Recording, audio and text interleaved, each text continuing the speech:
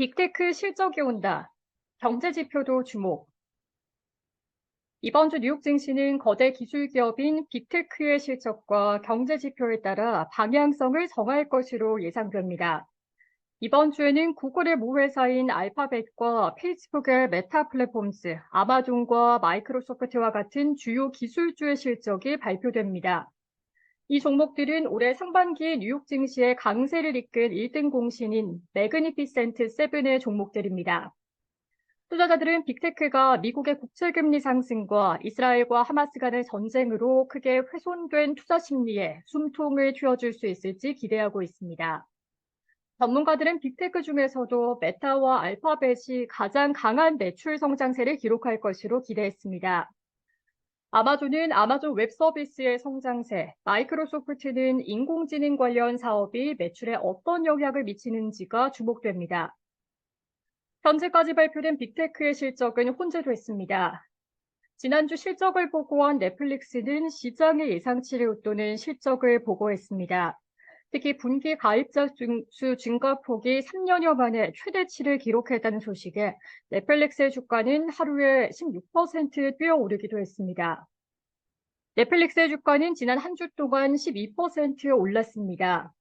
반면 테슬라는 회계연도 3분기의 순이익과 분기 매출이 시장 예상치를 하회했습니다. 분기 영업이익률도 7.6%로 작년 같은 기간의 수치인 17.2%에 비해 크게 줄어들었습니다. 일론 머스크 테슬라 최고 경영자는 세계 경제 상황의 어려움을 강조하면서 전기차 수요가 계속 위축될 수 있다고 걱정했습니다. 머스크는 테슬라가 엄청나게 유능한 배라고 생각하지만 우리는 폭풍이 몰아치는 경제 조건 속에서는 아무리 잘해도 어려운 시기를 겪을 수 있다는 점을 분명히 할 필요가 있다라고 말했습니다. 그 결과 테슬라의 주가는 지난 한 주 동안 15% 이상 폭락하며 올해 들어 최악의 한 주를 보냈습니다. 한편 16년 만에 최고치로 치솟은 미국의 채권 금리는 금융시장의 위험 회피 심리를 촉발했습니다. 지난주 장중 한때 미국의 10년물 채권 금리는 5%를 상향 돌파했습니다. 뉴욕의 채권 시장의 지표물 역할을 하는 미국 국채 10년물 금리가 5%를 돌파한 것은 2007년 7월 이후 처음입니다. 전문가들은 5%대의 10년물 미국의 국채 수익률은 모기지 금리와 자동차 할부금, 신용카드 빚 등 경제 전반에 치명타를 미칠 수 있다고 우려했습니다. 고금리는 증시에서도 기술주를 중심으로 타격을 가합니다. 지난 한 주 동안 다우존스 30 산업평균 지수는 1.61% 하락했습니다. 스탠더드&푸어스 S&P 500 지수는 2.39% 내렸습니다. 나스닥 지수는 3.26% 밀리며 2주 연속 하락했습니다. 기술적으로 S&P 500 지수는 중요한 지지선인 4,200선을 눈앞에 두고 있습니다. 뱅크 오브 아메리카는 뉴욕 증시의 투자 심리가 극심한 약세 국면에 빠졌다고 지적했습니다. 월가의 공포지수로 불리던 시카고 상품거래소 변동성 지수는 21일 상회했습니다.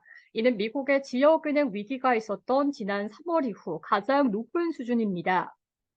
채권금리 상승은 고금리 장기화의 신호로도 해석됩니다. 시카고 상품거래소 패드워치에 따르면 시장 참가자들은 11월 연방공개시장위원회에서 금리가 동결될 가능성을 99%로 전망했습니다. 다만 연말까지 금리가 한 차례 인상될 것이라고 보는 참가자들은 20%에 육박했습니다. 제롬 파월 미국 연방준비제도 의장은 지난주 뉴욕 경제클럽 연설에서 최근 인플레이션이 둔화하고 있지만 여전히 높으며 현재의 통화정책이 너무 긴축적이지는 않다라고 말했습니다. 그는 최근 장기 국채 수익률 상승으로 금융 여건이 상당히 긴축됐지만 경제는 매우 회복력이 강하고 강한 성장을 보였다고 말했습니다. 전문가들은 중립적인 파월 의장의 발언을 약간 비둘기파적으로 볼 수 있다고 평가했으나 채권 금리 상승세는 꺾이지 않는 모습입니다. 연준의 금리 인하 시점이 예상보다 더 미뤄질 수 있다는 우려도 제기됩니다. 라파엘 보스티 애틀랜타 연방준비은행 총재는 지난주 한 연설에서 내년 말까지 금리를 인하를 하지 못할 수 있다고도 밝혔습니다. 이번 주에는 미국의 성장률과 연준이 선호하는 물가 지표도 발표됩니다. 월스트리트저널에 따르면 전문가들은 미국의 3분기 국내 총생산 성장률이 4.5%를 기록할 것으로 전망했습니다. 2분기 성장률 확정치인 2.1%에 비해서 높은 수준입니다. 9월 개인 소비지출 PCE 가격 지수는 전월 대비 0.4% 상승이 예상됩니다. 이는 전월치와 같은 수준입니다.